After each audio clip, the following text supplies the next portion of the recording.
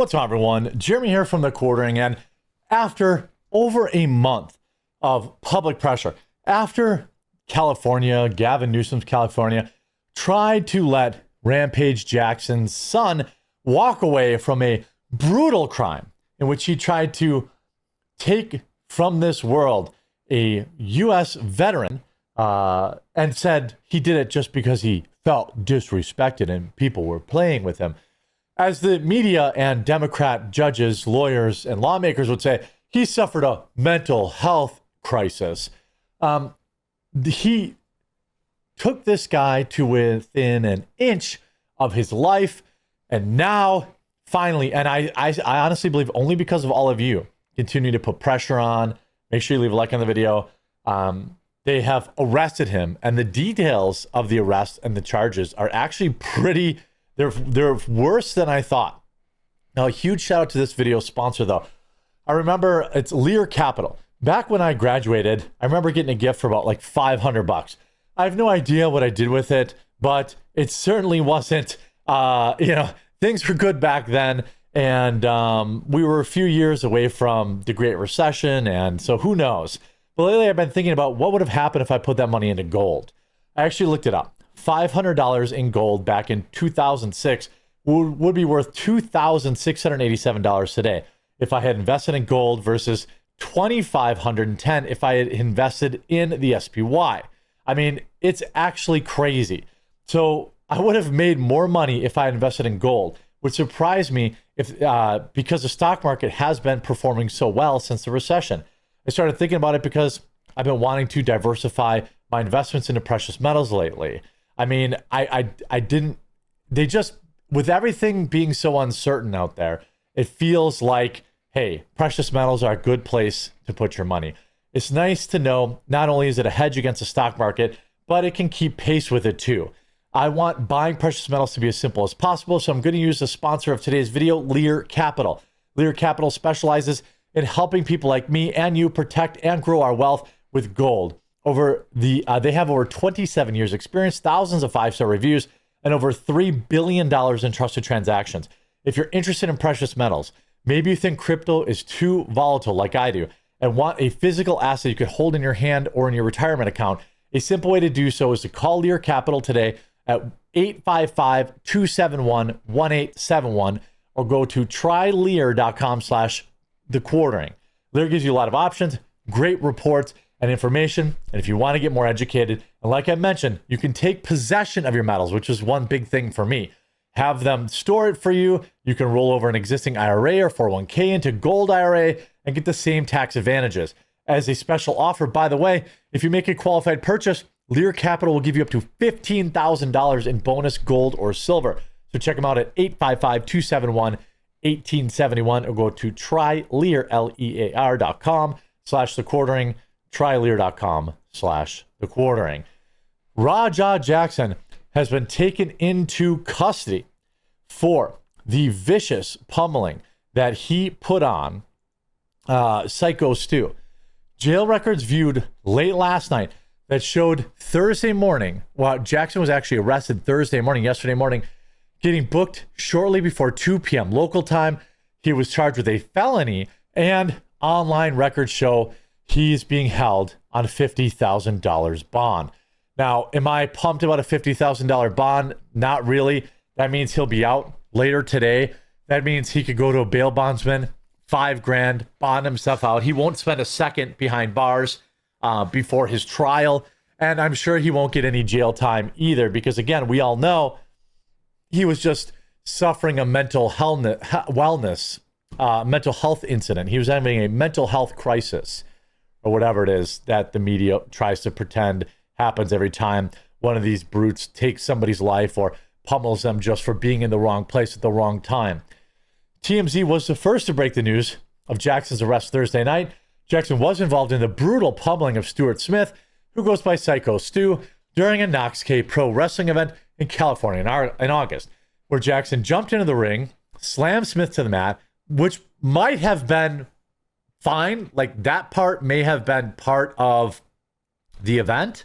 We don't know for sure, but everything that happened after that when he was trying to turn the guy's face into a fine powder, that was definitely not a part of it. LAPD has now later confirmed it was investigating into the matter, and Jackson's father, UFC legend Rampage Jackson, told MMA and wrestling journalist Ariel Helwani during an interview that he had cut contact with his son. He dishonored my name, Jackson said. I know he's my effing son. I'm not cutting him off forever. I just haven't talked to him. I talked to him after this stuff happened, and he hid the fact that he did this stuff. And you put my other kids in danger based off what other people said. I just can't talk to him right now. Rampage Jackson even called for his son to, quote, do a little jail time during the interview, which I'm sure he'll be out of jail in a month. I honestly believe, let me know in the comment section, do you believe that Rampage Jackson will actually do any time in jail or prison? Now, I could make the argument for a couple of things here. First, as far as I know, it's his first offense. Now, it depends what the actual charge is. I think he should be charged with the attempted taking of a life, not just assault or whatever they're probably going to try to charge him with. Smith's family released an update on his condition in late August, revealing that he was released from the hospital and that Smith had sustained serious head injury and was unconscious upon arrival in the ER. His injuries include trauma to both upper and lower jaws, laceration on the upper lip, a fracture to the maxilla bone, which unfortunately resulted in the loss of several teeth. He had a long road of recovery ahead, but remains in good spirits despite everything that he's been through. Now, this prison sentence or arrest, is only one piece of the pie. I am certain he is facing a massive lawsuit, or Psycho Sue's going to get a payoff from Rampage Jackson. Would I like to see a lawsuit go through? Sure. But in the interest, in somebody who's been through a lawsuit, I went through a lawsuit when it was a 100% slam dunk win for me, and I still lost 50 grand pressing charges after it was all said and done. So like, as somebody who's been through that, if Psycho Stu can just, if Rampage Jackson peels off Psycho Stu a check for $500,000 or $1 million, and this just goes away, I'm happy for Stu to get paid. I don't need him to pay a bunch of lawyers and only keep 5% of what he wins in court. Again, this says, I'm trying to find exactly what his charges were. We all know it's on a felony charge, but the records right now do not indicate the charge. Now, if it was attempted murder, you're probably not getting only $50,000 in bond. That's my guess.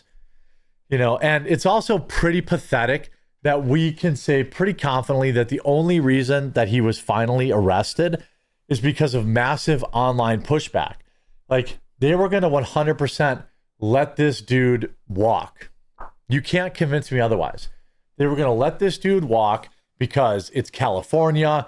He has black privilege. Black people are not held to the same level of standards as anybody else in their crimes.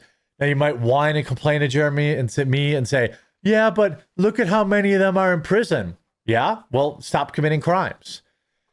Two things can be true. Yeah, there's a lot of black men between 18 and 40 in prison, but there's also a lot more of them that are not in prison. How about the guy that, was in and out of prison 13 times and allowed to come back out just to take the life of an innocent Ukrainian woman for the crime of being white and being in the wrong place at the wrong time?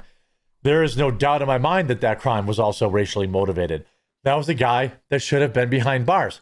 All this time that Raja Jackson has been out of prison, any unsuspecting bystander could have walked past him when he was having yet another mental health incident, and another person could have been hurt because Gavin Newsom's lame, weak-on-crime police force and district attorneys never wanted to charge this guy in the first place.